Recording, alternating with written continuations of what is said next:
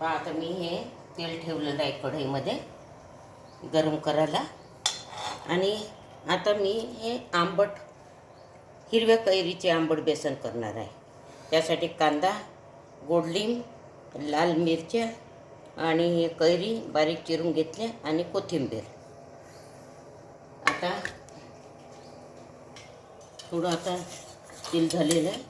फोडणीला जिरं घालून घेते.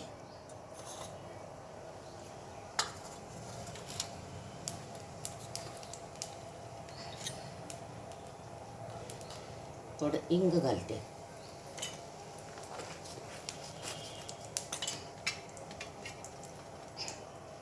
बारीक चिरलेला कांदा आणि हे गोडले फोडलेले.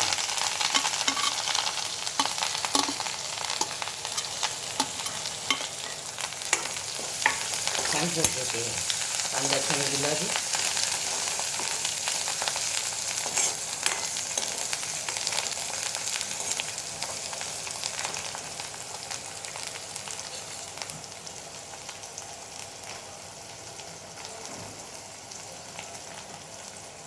आता हे लाल मिरच्या घालून घेते. लाल मिरचीचं छान होते बेसन.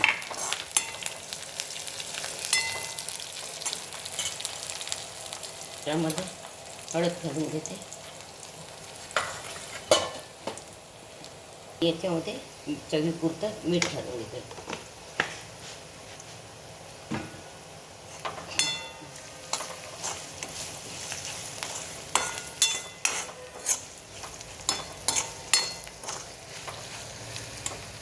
आता या हिरव्या कैऱ्या घालून घेते.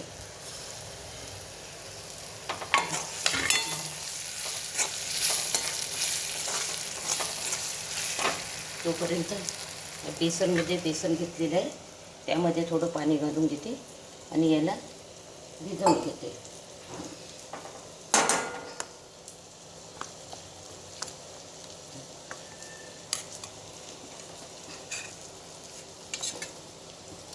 हे पावाच्या त्याला छान भिजवून या गुठळ्या काढून घेते.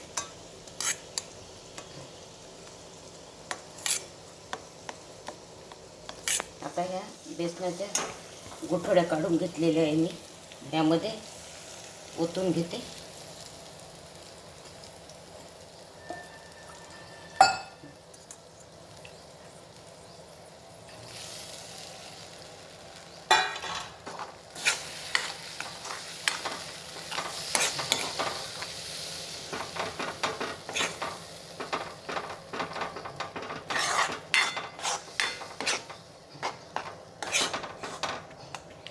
आणि हे पाणी गरम केलेलं आहे त्यामध्ये सोडते.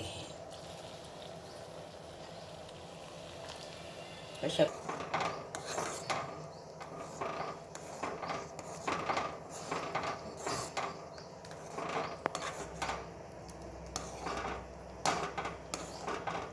आता उन्हाळ्याच्या दिवसामध्ये थोडंसं आंबट जेवणामध्ये असलं की छान लागतंय.